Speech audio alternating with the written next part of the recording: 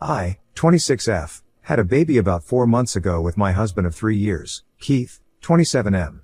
We didn't intend to get pregnant, we weren't trying, but when we discovered that we decided to go along with it. My parents were the most excited about it at the time, and ironically, they're the ones who are the least happy about the baby currently. So my parents have always loved the idea of having a big family with lots of kids and grandkids. I have 2 siblings, an older brother, 30M, and a younger sister, 20F. My brother has 2 kids of his own, both under 7 years old. Once I got married, my parents began to pester me about having kids, but I didn't pay any heed to them. It had barely even been a month to my wedding, so I wasn't interested in having a child so soon. I wanted some time alone with Keith before we had kids to travel and have our fun, but my parents started pressuring me within a few months of my marriage. They'd incessantly speak about the joys of being a parent without mentioning any of the difficulties that came along with it. I ignored them back then because I had no other choice than to put up with it. They'd been wonderful parents to all 3 of us, but as we got older, they'd become more and more bothersome to have a conversation with because of their weird obsession with our lives. My brother believed that it was because they were both retired now and didn't have anything to do all day, so they decided to obsess over our lives instead. First, they'd pestered my brother to have kids, which he did because he did want kids of his own at some point. And then once I got married, they started on me. I'd made up my mind that I wasn't going to let them wear me down, and I'd only have kids whenever I thought I wanted to, so I patiently put up with them for the first couple of months. Then, eventually, I began to tell them that having kids wasn't in the cards for us at the moment, but I'd think about it just to get them off my back. Around a year and a half ago, they approached me and told me very bluntly that I didn't have to worry about the finances of having a baby because they'd cover it all for me and were even ready to give it to me up front.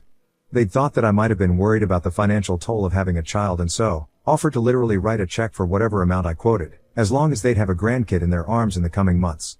I did some thinking back then and decided that I was going to take a whopping $30,000 from them, for a couple of reasons. Before people start judging me, let me just say that I'm a sales associate and my husband is an insurance agent, so if someone's offering us money, you best believe we'll take them up on that offer. No questions asked. We don't make a fortune at our jobs, and my parents were offering me a blank check to fill in myself for the future, so that was my first reason to agree to their proposition. Secondly, Keith and I had discussed kids, and both of us agreed that we definitely did want them, just not right now. It would happen when it would happen, but we weren't going to try on purpose. So I took the money from them, keeping in mind that this money would help us at that moment and we'd have kids whenever we had them, no pressure. It wasn't technically lying, so I didn't feel guilty either. Also, with the way my parents had endlessly been nagging me, taking the money from them actually seemed like a good idea because that would convince them that we were now going to start trying for a baby, and that would finally get them off my back. After I took the money from them, they did ease up on the constant pressure and would only ask if I had news for them instead of their usual have a baby rant every time they visited or I visited them. I didn't have any plans on what to do with the money, even though Keith and I had always talked about multiple things, like taking a vacation or just buying expensive things that we'd always wanted. We didn't end up doing any of that eventually because I guess our conscience didn't allow us to spend the money on anything that didn't serve the purpose it was originally intended for. It'd just feel dishonest, and we didn't want that for ourselves. So we kept the money aside and didn't spend it at all, and as fate would have it, we ended up getting pregnant within a few months itself. Keith and I thought that it was the right time, so we went ahead with the pregnancy, and my parents were also really supportive of me throughout the pregnancy and childbirth. The problems began once my son was born. About a month ago, my son was diagnosed with SID and our world came crashing down around us. It was terrible knowing that my baby was suffering, but it was even worse knowing that there was very little we could do to help except go through with the medical treatments and pray for his well-being. I was never a very religious person, but once my son was diagnosed, I turned to religion because I knew what SID meant and the kind of havoc it could wreak on our lives. Our son is supposed to have a stem cell transplant in a couple of weeks, and Keith is the donor, so I'm just hoping it goes well and my son can make it. In the middle of all this, my parents have been the worst and have been demanding that I return the money I'd taken from them. A week ago, my parents visited me while my husband wasn't at home, and I could tell right away that they weren't here with good news. They seemed very nervous and uncomfortable, which was weird because usually they were excited to play with their grandson. Things had changed after the diagnosis, though, and they hadn't called or checked up on us the way I'd expected them to. In fact, if I remember correctly, their visit 1 week ago was their first visit after the diagnosis, which was strange given their earlier behavior. I'd thought that they were just trying to process the news as well, but was proven wrong when, after some small talk, my parents told me that they would require the money back because my baby wasn't what they'd expected. When I didn't reply, they went on to elaborate and told me that since there was a real possibility that my son wouldn't live for long, they'd like their money back because they felt like giving me the money had been a misstep in the first place. To put it plainly, They wanted a refund of sorts because unfortunately my only son, who isn't even a year old yet, has been diagnosed with a rare autoimmune disease, which means that there's no surety of him living long enough for even his first birthday. I didn't know how to respond to them that day, so I just told them that I had a lot on my plate and I didn't want to talk about this at the time, and sent them away. Mostly I was just shocked and had no idea what to say in a situation like that, which is why I just didn't say anything. I probably should have screamed at them and put them in their place, but that would have woken my son up, who was napping, so I dealt with them in the most non-violent and civilized way, which was a lot more than what they deserved. When my husband returned home, I told him about what my parents had asked of us, and even he was at a loss of words. They were the ones who had willingly offered me the money as an incentive to have a child and to help us out with our finances, but now that they'd realized that our baby was not the healthy, happy kind that they'd hoped for, they wanted their money back. We were outraged and I didn't want to speak to them ever again, so after discussing with Keith, I blocked their numbers and also blocked them on social media. I didn't send them any message before that because I didn't think it was worth it, but it backfired when the very next day, my sister called me up to ask me why I'd blocked them. She's still living with them, so I guess they're using her as a pawn to get to me, and she's letting them because she needs a roof over her head. At first, I told her that it was none of her business, but after she insisted, I ended up telling her what happened and expected her to empathize with me, but instead, she told me how wrong I was for misleading my parents into believing they'd have a grandkid to pamper and play with for a long time, but then emotionally wrecking them by breaking the news of the diagnosis and then refusing to even pay them back. I got into an argument with her which ended with me blocking her as well because she'd said some very problematic things about me and my baby. She'd called us irresponsible parents for bringing a defective child into the world without thinking about the repercussions. Everyone in the family knew that we hadn't planned for a baby, and during the several doctor's visits, we had never been warned about the risk of our baby having SID. Neither Keith nor I had any idea that this could happen because there was literally a 1 in a million chance of it happening, but unfortunately, it did, and we're just trying our best to deal with it. So I thought it was pretty damn insensitive of them to demand their money back when we were struggling with something so huge. After their phone call, I even called my brother to vent about them, and he agreed that they were being very unreasonable and cruel to me. My son was not a product they'd purchased and were now looking for a refund since it hadn't worked out for them the way they'd wanted it to. Speaking to my brother helped me make sense of things, and for a while, I was able to take my mind off of whatever the situation was with my parents. Unfortunately, they didn't let this go, and 3 days ago, my parents dropped by yet again, but this time Keith was at home with me. He tried to turn them away at the door, but they were insistent and demanded to see me. I just put my son down for a nap and was in no mood to talk to them, but they were refusing to leave, so I eventually had to go out to talk to them. They didn't even spare a second before they started yelling at me and even accused me of being a thief who'd taken their money and in return, birthed a child who would bring us all nothing but misery. They actually accused me of scamming them and said that if I didn't return the money to them, they'd call the cops on me and make sure I landed behind bars. I didn't even bother replying to them and just slammed the door shut in their faces because there wasn't much I could say to something as horrible as that. If they were gonna call me a scammer for just giving birth to my child, then they didn't even deserve a reply. They refused to go away still and kept shouting outside of my house until Keith threatened to call the police and have them escorted off the premises.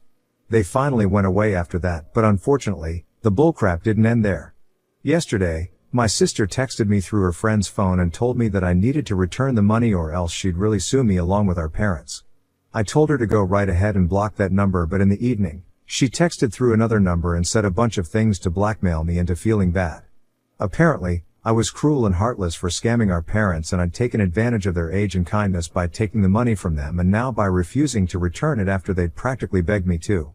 I wish I was there when this begging had happened because to my knowledge, they'd only demanded what was no longer theirs. Also, my parents aren't poor, they could afford to spend $30,000 on us having a kid, and that's why they did so. They retired a couple of months ago after successfully running their own business, and they're making money off of it even now. I'd never asked them for the money, they'd offered it themselves, so now they couldn't go back and pretend to be the victims of some scam. I told my sister to back off once and for all because I really didn't want to ruin my relationship with her, and I knew for a fact that she was only going to such lengths because my parents were manipulating her into doing so.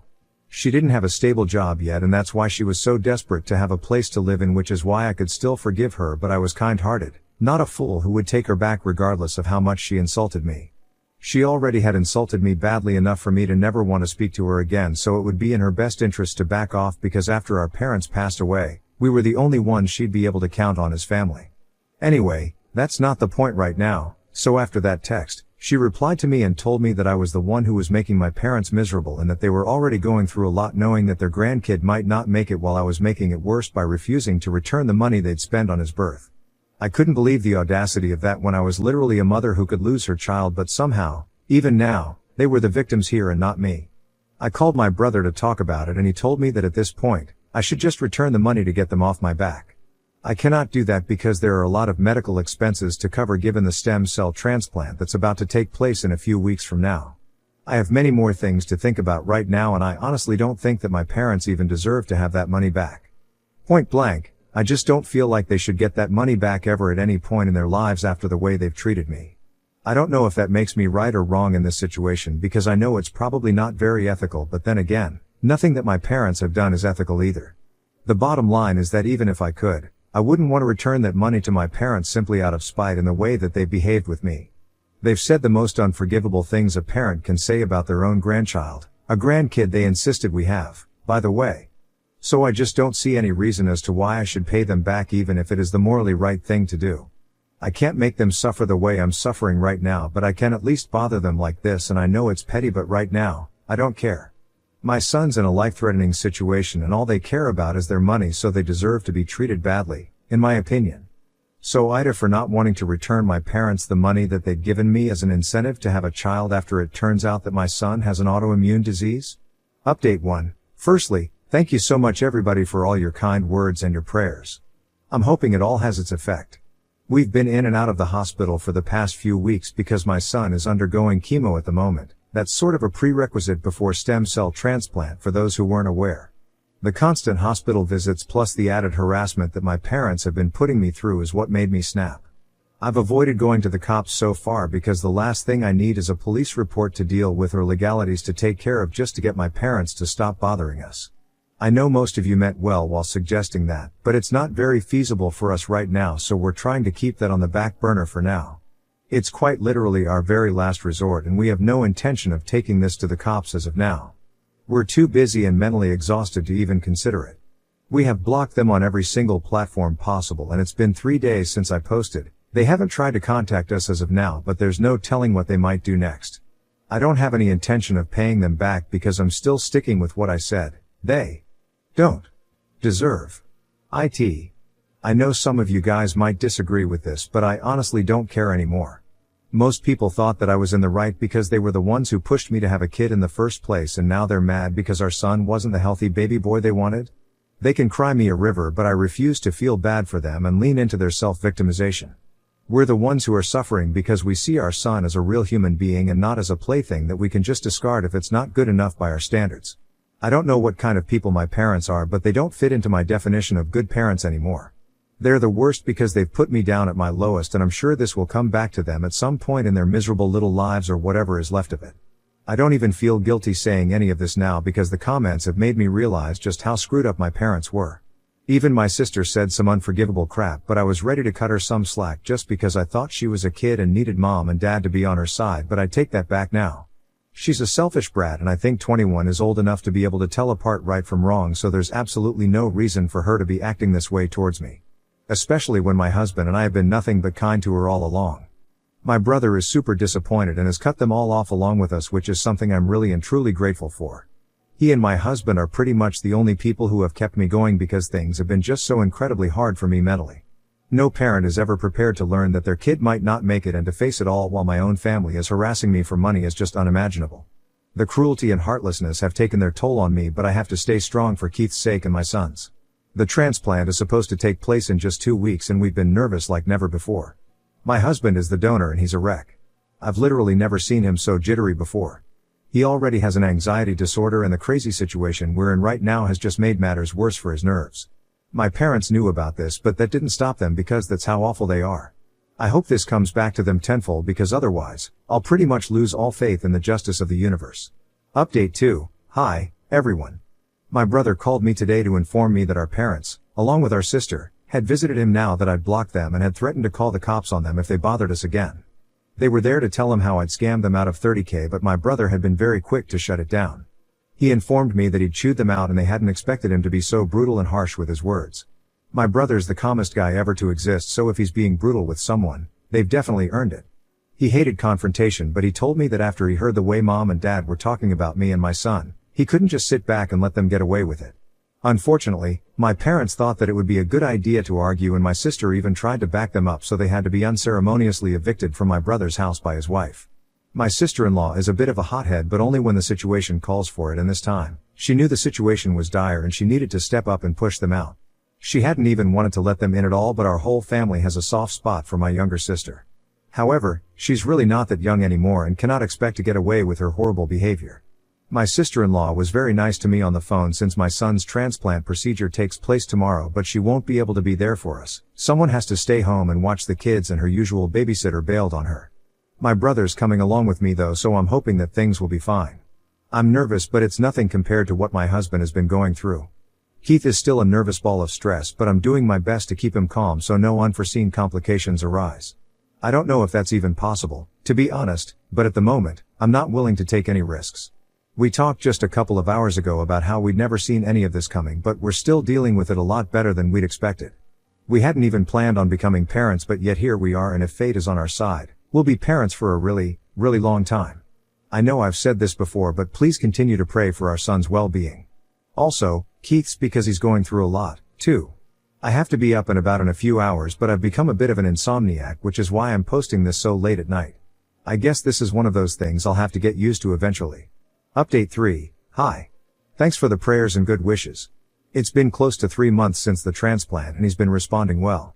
I'll keep this update short because we're still busy with a lot of work, including the restraining order I've had to file against my parents and my sister after they started harassing me and cyberbullying me recently. Yep, they're really the worst of the worst.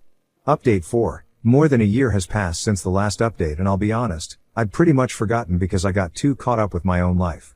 My son celebrated his first birthday a week ago, and we think he's going to live a long, long life now. He's doing just fine. His body is responding well to the procedure, and we could not be more grateful for it.